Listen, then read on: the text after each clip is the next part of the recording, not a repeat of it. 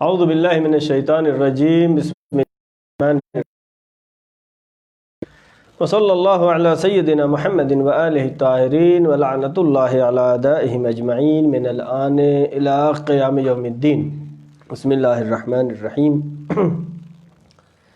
السلام علیک یا ابا عبداللہ وعلی الارواح التي حلت بفنائک، علیکم انی جمیعا سلام اللہ علیہ ابدا ما بقیت وبقی اللیل والنہار، ولا جعلہ اللہ الآخر لحد منی لزیارتکم۔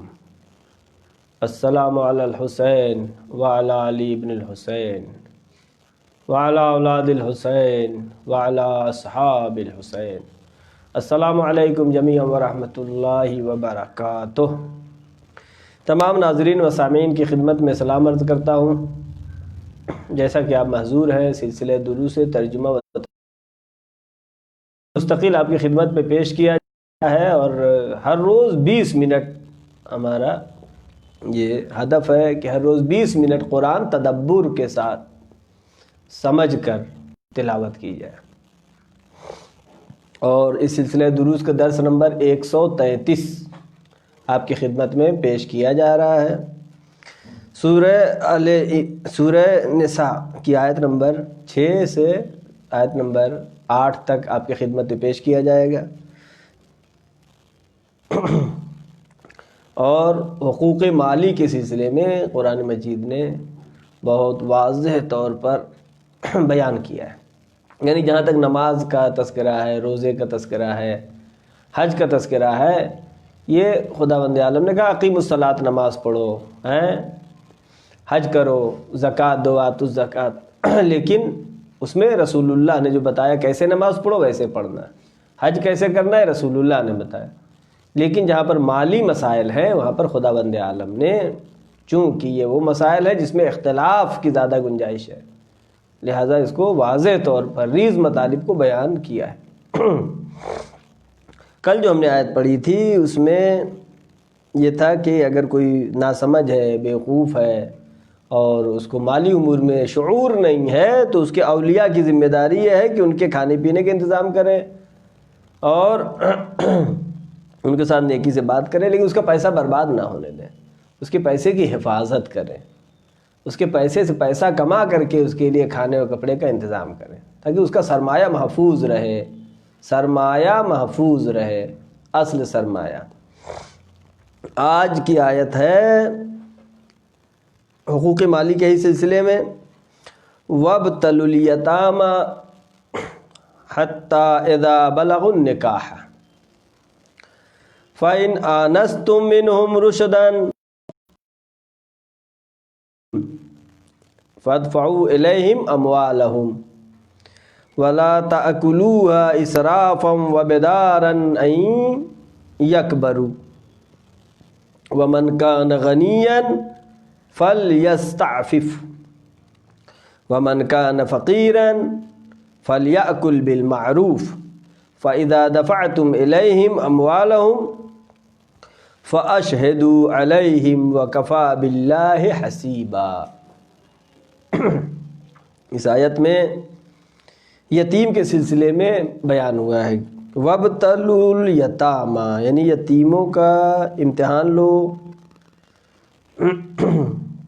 کس چیز کا امتحان لو کہ ان کے اندر شعور آ گیا نہیں آیا، وَابْتَلُوا الْيَتَامَى، ان کو مشغول رکھو، یعنی ان کی سرپرستی کرو، یتیموں کی سرپرستی کرو، ان کا امتحان لو۔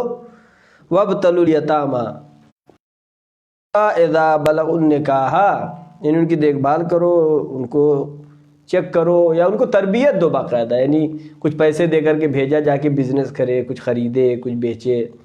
وَابْتَلُوا الْيَتَامَى، یعنی یتیموں کو تربیت کرو، امتحان لو ان کا کہ شعور کتنا۔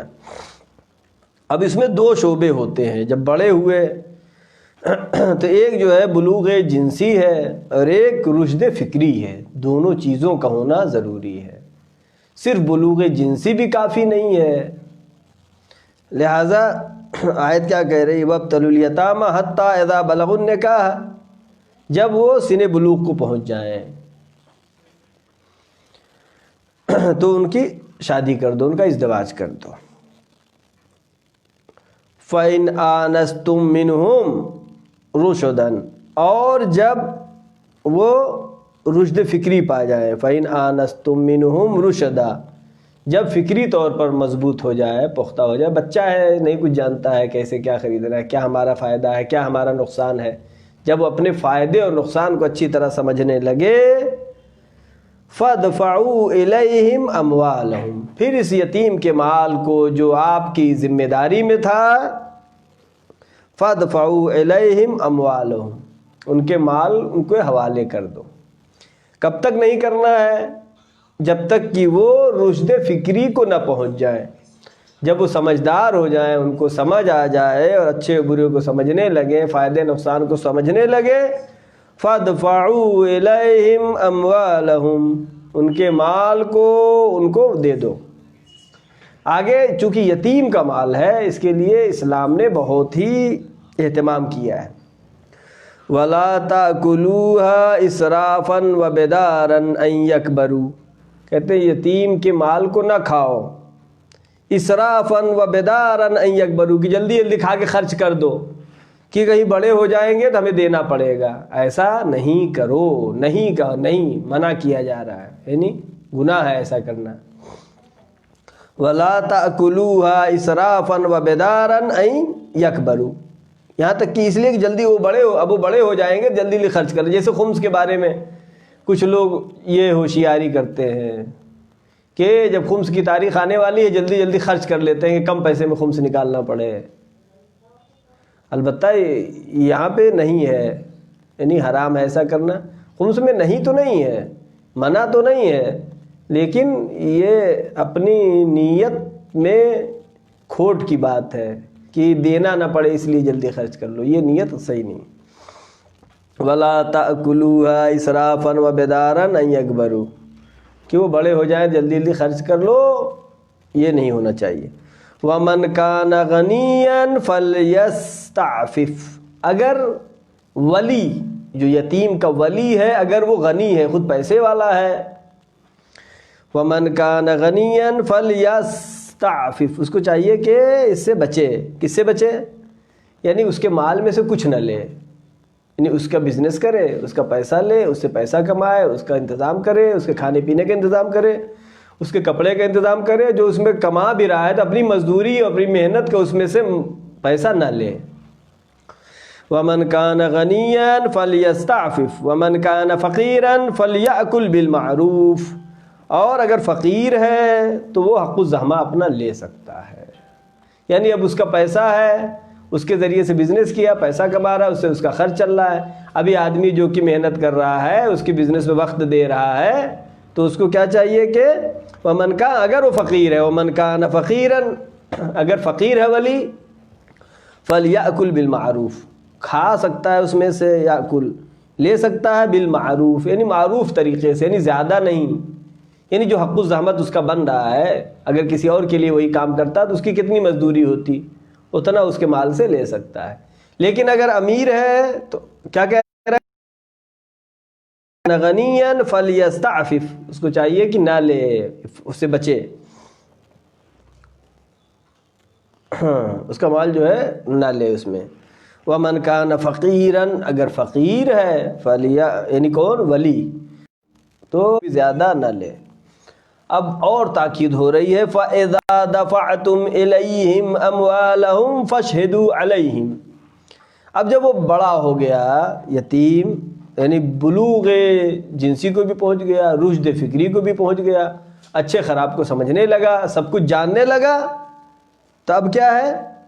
اب آپ اس کا پیسہ واپس، اس کا مال اس کو واپس کرنا چاہیے، اس کی زمین ہے، اس کا گھر ہے، یا اس کے پیسے ہیں جو ہے اس کو آپ دینا چاہ رہے ہیں۔ فَإِذَا دَفَعْتُمْ إِلَيْهِمْ، جب ان کی طرف، یتیموں کی طرف، ان کے اولیاء مال کو واپس کرنا چاہیں، اموالہم، ان کے مالوں کو، فَإِذَا دَفَعْتُمْ إِلَيْهِمْ أَمْوَالَهُمْ، پس جب کہ واپس کرنا چاہیں وہ اولیاء یتیموں کے اموال کو، مال کی جمع اموال، فَأَشْهِدُوا عَلَيْهِمْ، تو چاہیے کہ گواہ لوگوں کو بنائیں، کچھ لوگوں کو گواہ بنا کر کے سب کے سامنے تحویل میں دیں، کیوں؟ اس لیے کہ کل ایسا نہ ہو کہ یہ کہا ہے کوئی لگا دے کہ یہ نہیں دیا اور کھا گئے. تو حکم کیا ہو رہا ہے؟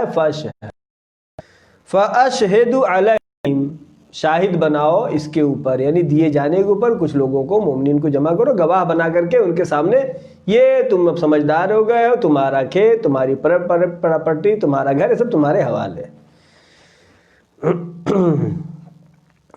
وَكَفَى بِاللَّهِ حَسِيبًا، اور قیامت میں اللہ اس کا حساب لے گا. یعنی شاہد بناؤ لوگوں کو، لیکن اگر اس میں بھی گڑبڑی کرتی ہے، اللہ جو ہے حساب کے لیے کافی ہے، قیامت میں اللہ حساب لے گا.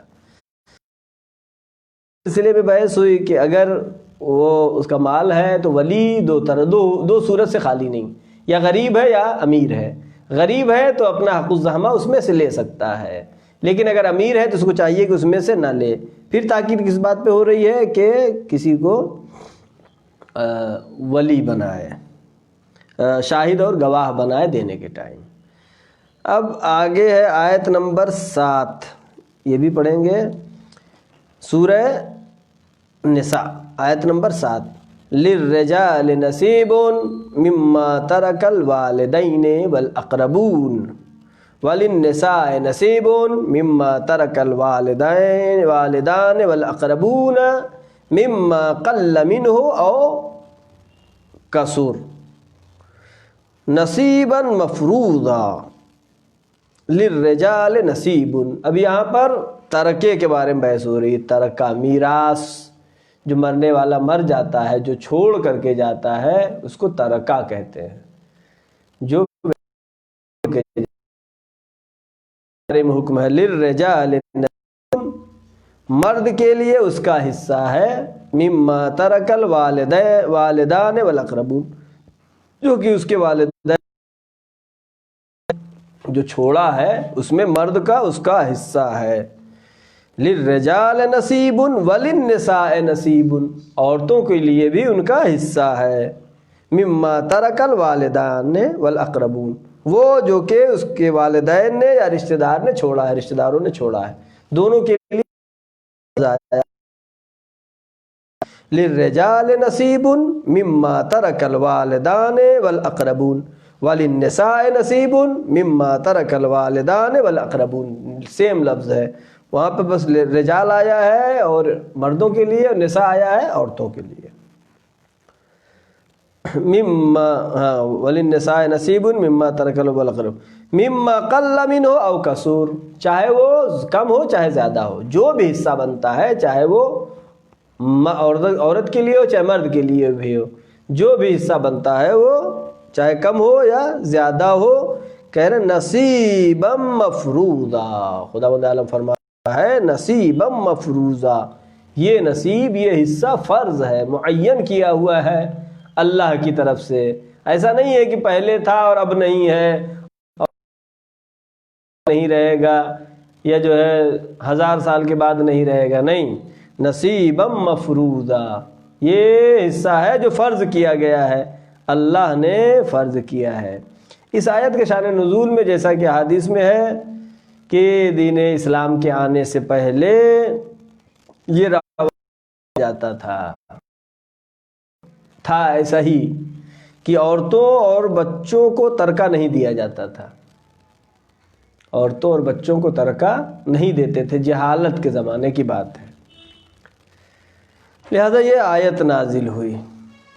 یعنی مدینے میں ایک عورت مصطفیٰ صلی اللہ علیہ وآلہ وسلم کے پاس آئی اور اس نے آ کے پیغمبر سے فرمایا کہ یا رسول اللہ، میرا شوہر دنیا ہے اور اس کے 3 بیٹیاں ہیں، 3 بیٹیاں چھوڑ کے گیا ہے، مال بھی اس کے پاس ہے، لیکن سب اس کے چچا زاد بھائیوں نے لے لیا ہے، مجھے کچھ نہیں دیا ہے. یعنی ماں آئی رسول اللہ کے پاس کہ شوہر کا انتقال ہو گیا ہے اور اس نے جو مال چھوڑا تھا ہم کو کچھ نہیں دیا، اس کے چچا زاد بھائیوں نے لے لیا ہے، اور 3 بیٹیاں میں. تو آپ نے فرمایا، آپ نے ان لوگوں کو بلایا، ان کے جو رشتہ دار تھے جنہوں نے میراث کا حق اور بچوں کو نہیں دیا تھا، پیغمبر نے ان لوگوں کو بلایا. انہوں نے وہی عذر جاہلیت پیش کیا. ہمارا ماحول یہی ہے اسی طرح ہے یہ کہ عورتوں اور بچوں کو نہیں دیا جاتا ہے، ہم آپس میں بانٹ لیتے ہیں۔ انہوں نے عذر پیش کیا، اس وقت یہ آیت نازل ہوئی، للرجال نصیب مما ترک وللنساء نصیب مما ترک۔ مرد کے لیے بھی حق ہے جو اس کے والدین نے یا رشتہ داروں نے چھوڑا، عورت کے لیے بھی حق ہے جو اس کے والدین اور رشتہ داروں نے چھوڑا ہے۔ نصیبا مفروضا، اور یہ نصیب، یہ حصہ جو ہے مفروض ہے۔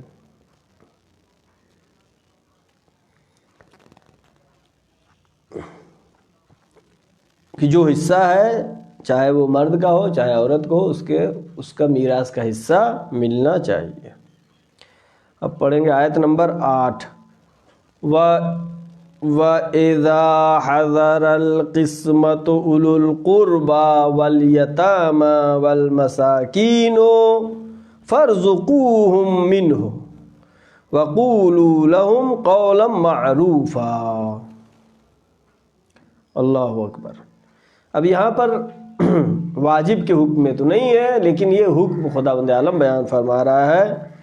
وَإِذَا حَضَرَ الْقِسْمَةَ أُولُو الْقُرْبَى وَالْيَتَامَى وَالْمَسَاكِينَ، اور جب آپ میراث بانٹ رہے ہیں، بٹ رہا ہے، گھر میں میراث تقسیم ہو رہی ہے،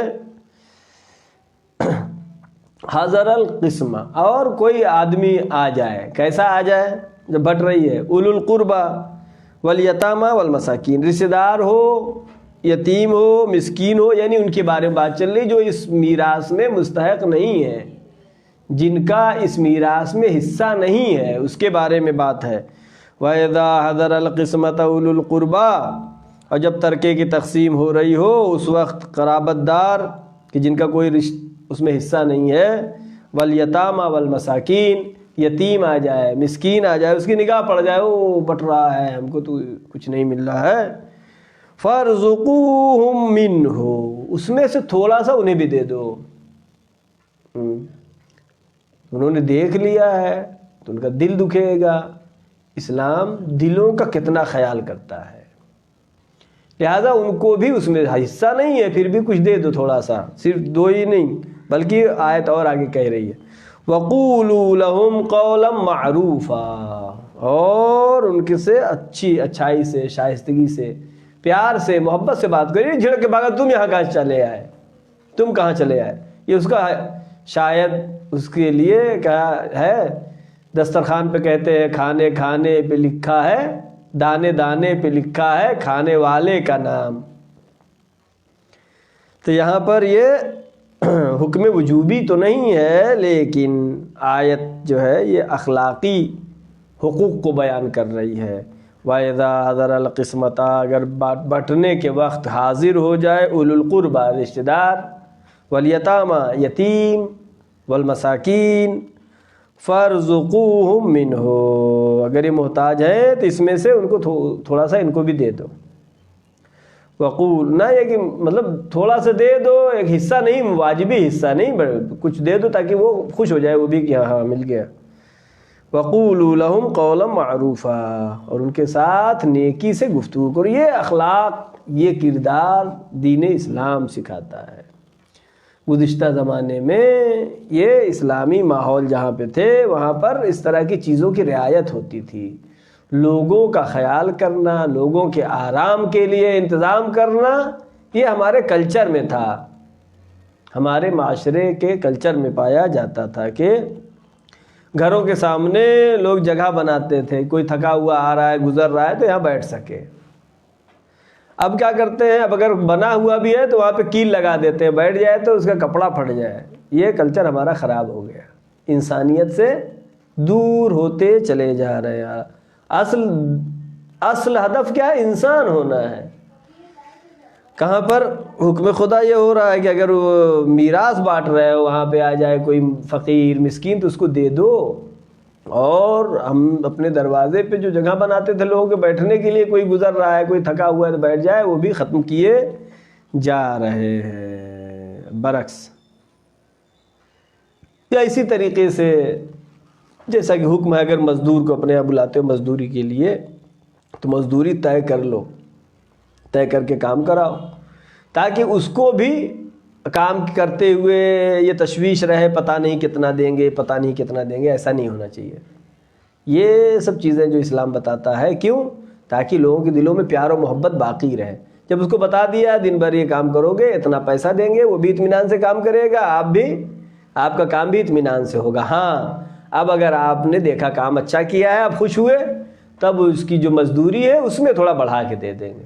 تو یہ کیا ہے، اس سے وہ خوش ہو جائے گا. لیکن اسی طریقے سے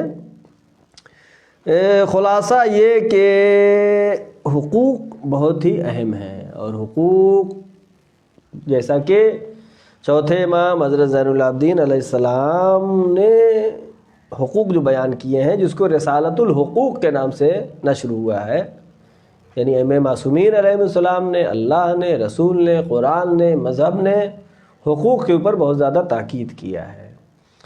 یہاں تک کہ اگر آپ مجلس میں جا رہے ہیں اور لوگوں کی چپل پہ آپ دباتے ہوئے چڑھتے ہوئے چلے جا رہے ہیں، اور آپ کو نہیں معلوم ہے کہ جس کی جوتے پہ چپل پہ آپ چڑھ رہے ہیں وہ راضی ہے یا نہیں، تو اس کے حقوق کی پامالی ہے. البتہ ہمیں یہ چاہیے کہ مجالس میں چپل اور جوتے اپنے سجا کے اچھے سے رکھیں، کہ آنے والا کوئی دیکھے باہر کا تو کہے کہ کتنے مہذب لوگ ہیں، کتنے اچھے لوگ ہیں، کتنے سنجیدہ لوگ ہیں. کسی انگریز نے کہا سب سے اچھا دین اسلام اور سب سے خراب اس کے ماننے والے. ایسا نہیں ہونا چاہیے. سب سے اچھا دین اسلام، سب سے اچھے اس کے ماننے والے. آخر ہمیں دعا ہے پروردگارہ محمد و آل محمد کے صدقے میں، چہاردہ معصومین علیہ السلام کے صدقے میں ہماری اس مختصر سی عبادت کو قبول فرما. پروردگارہ چند آیات کو ہم تلاوت کر رہے ہیں، اس کا ثواب ہمارے مرحومین کو ایصال ثواب فرما. معبود چہاردہ معصومین علیہ السلام کے صدقے میں جو مریض ہیں ان کو شفاء کامل و عاجل عطا فرما، جو پریشان حال ہیں ان کی پریشانیوں کو برطرف فرما. پروردگار جو طلاب علم حاصل کر رہے ہیں ان کو روز بروز ترقی و کامیابی عطا فرما. معبود جو بے روزگار ہیں ان کو روزی عطا فرما، جو باروزگار ہیں ان کی روزی میں وسعت عطا فرما. پروردگار پرچم اسلام کو سربلند فرما، پرچم کفر و نفاق کو سرنگو فرما. امام زمانہ کے ظہور میں تعجیل فرما، ہم سب کو ان کے یاور و انصار میں شمار فرما. وآخر الدعوانا ان الحمد للہ رب العالمین، والسلام علیکم ورحمۃ اللہ وبرکاتہ.